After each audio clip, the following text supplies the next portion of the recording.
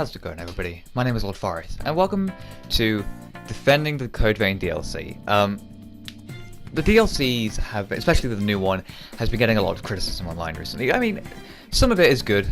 The reskinned weapons and blood veils they're quite shit, and the mini bosses are a real letdown. The DLC could be a whole lot better, but I don't think it's as bad as people are making out to be. There is a lot of content in these DLCs that people just kind of either ignore or don't really look at.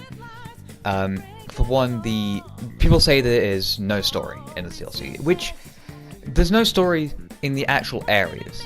But with each DLC, we've gotten so far we've gotten at least one new memory with a bit of backstory to why the boss is here, and a bit of Jack and the new character backstory. I don't remember his name right now, but it's not much, but there is a bit of story content.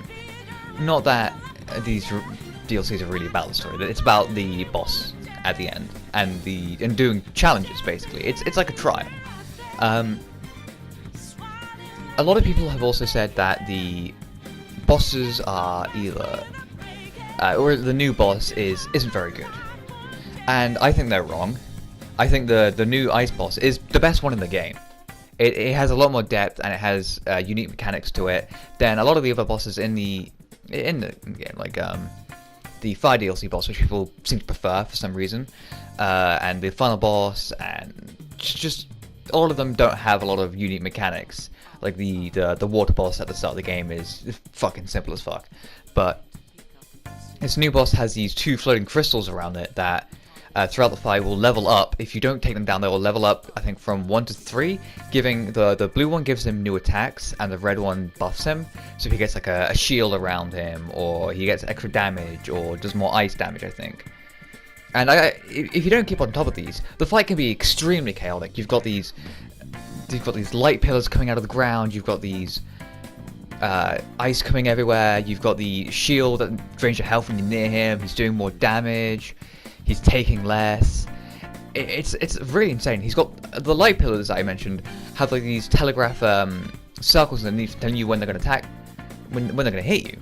And a lot of people said like a lot of the bosses didn't telegraph their attacks enough. Like Critical in his Moist Meter review a while back, he said that the bosses were lackluster because they didn't have their own mechanics and didn't telegraph their attacks. But this boss does that. They've listened to people and they've gone, hey, here's a boss where you can see when it's attacking and that has unique mechanics. And I think that's pretty cool. But a lot of people just say it's either too easy or it's bullshit and it's too hard. And you can control the difficulty with the difficulty slider. If it's too easy, put it up 1, or put it up 10 if you're a fucking madman. And admittedly, I think it only makes him do more damage and take less, but it makes it harder if he's got not enough health for you. Whereas the fire DLC boss was super simple. It was a bullet or a damage sponge that had very poorly telegraphed attacks that have, quite honestly, bullshit hitboxes with its fire swords, and it's got that little tracking fire thing it puts underneath you in second phase, and it was an enjoyable boss, but I don't think it's anywhere near as good as this new one. But that's just my opinion, I suppose. I like mechanics in my bosses, but another thing people seem to just completely ignore, or not ignore, but they don't seem to give enough credit, is the blood codes. In each DLC, so far we've gotten 2 blood codes with 4 gifts each, and these new gifts are probably some of the best in the game, like at least the coolest in the game. Like the fire DLC, I think Cert was the one. It gave you a spinning fire blade and a fire vortex, which are very useful and they're really good, especially for this new DLC, because the first DLC that they brought out was a fire one, and it gave you fire gifts, which then helped you handle the ice DLC because it's weak to fire. And then we've gotten ice gifts in this DLC, and I'm assuming the next DLC is going to be weak to ice.